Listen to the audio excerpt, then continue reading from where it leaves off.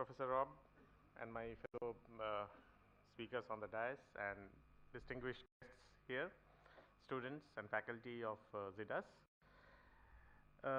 It's a completely different topic, different kind of thing that I'm going to discuss as we are discussing since morning. It is how do we strengthen our partner organizations. As you may know, Catholic Relief Services works with partners across the world in about 100 countries. In India, we have been working for last about 70 years. So looking into that, and again, India, as I make this a statement, India is a land of paradox. You make any statement about India, it can be true. About education, we have 700 universities, we have 35,000 affiliated college, we enroll about 20 million students. Yet we have like 20% of children under age 6 to 14, they don't go to school. You talk about FDI in the real estate, which is a booming state. By next year, I am told that it will be like, from 10 years from now, it will be around 4 billion US dollars market. Currently, it is 25 billion. From current 4 billion, it will become 25 billion in next 10 years. At the same time, we have like 17% of the homeless people who live in this country, of the world, entire world.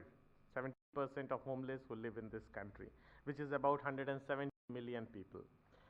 We were talking about drinking water just now. Our estimated bottled water consumption is about, was in 2011 was 1,454 million US dollars. That's the worth of bottled water we consume in a year. But at the same time, around 1/3 of the Indians don't have access to potable, safe drinking water. And the list will go on. I can talk about energy, I can talk about roads, I can talk about anything, those kind of things. So the land of paradox, but at the same time, there are extreme contradictory and factual statements that go hand in hand together. Same time, we have the flagship government programs, which is either India Shining or Bharat Nirman, two opposite parties, political parties. They talk about these things, they talk about each other, but then they were essentially doing the same thing, this side or that side. It's not much of a difference. And it is not making much of a difference to the real poor in this country either. India is no more a developing country by given standards by US government, and there are various studies which reflect and say that India is no more developing, it is now a transforming country. So that puts us, I don't know whether we are a developed country, whether we are non-developed country, it is a transforming, at which state, it's again confusing. But then what it leads to, we have a sound macroeconomic scenario. But then there are many, many pockets of poverty that do exist here. And that leads to a big paradigm shift that for the NGOs in this country to work and focus on, traditionally the NGOs here in India had a very useful and good contacts with Europe, with American countries and all that, their resources, things like that. Those are changing. They are declining for weight. So these agencies will have to focus and tap the local resources which are available. They have to strengthen the PRI and civil CBOs in true sense. We have been doing that in various variety of ways in name of PRI institutions and the CBOs and all those things, but then they are not really strengthened in many cases we have found.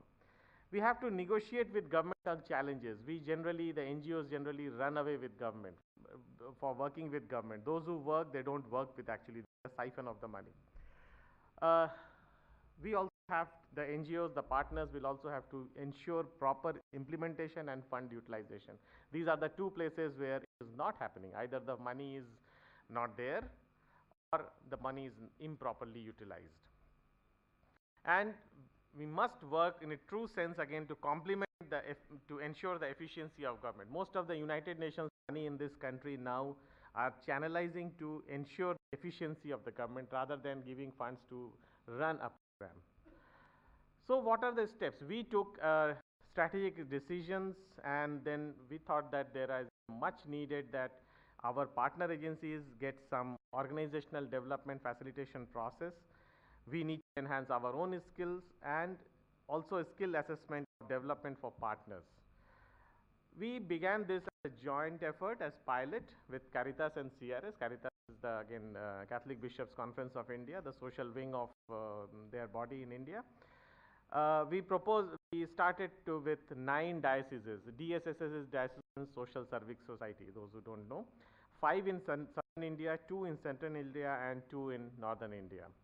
The partners, those who we are working, they commit their time, resource, and willingness. If they are not interested, we have 177 other institutions to work with, so we are not worried. We negotiate for consistent leadership because this is one of the challenges with most of the diocesan structures, their transfers.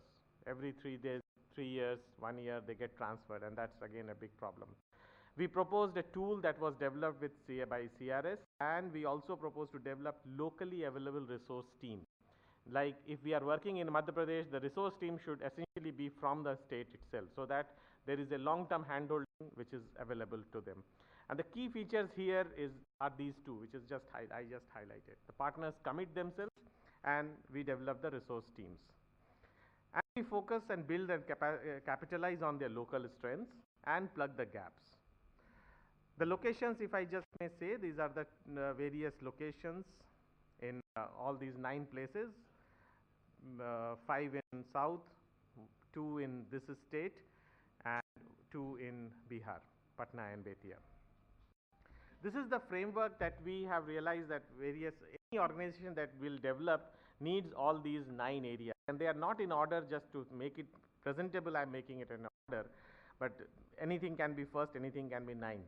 The identity and governance of the organization, the strategy and planning of the organization, their general management, their external relations and partnerships, what kind of basket they have as their part of their relations and partnerships, and what kind of sustainability measures they are looking into. Are they sustainable? Are they viable? Are they economically feasible?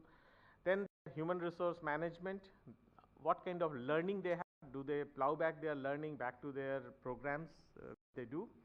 What are the financial and physical resource management practices, programming services and results? These are the 9 areas which are assessed, and based on the assessment, then handholding is provided. With the key board staff and board members, tool with 9 areas, they fill up questionnaires and all these things, and also we review the documents. Now what happens? They understand where they are. They also understand which are the critical areas, which are the short-term immediate need, which are the long-term step-by-step approach need. They identify the resource people, we help them, and the suitable agencies within that state framework, and we initiate the capacity building process. This is the whole process thing, and these are the 9 organizations and the capacity areas out of those 9 boxes and triangles that I just showed. Different places, these are the areas where we are working, where we are trying to provide support. And that's it from my side. Any questions or discussions? Thank you.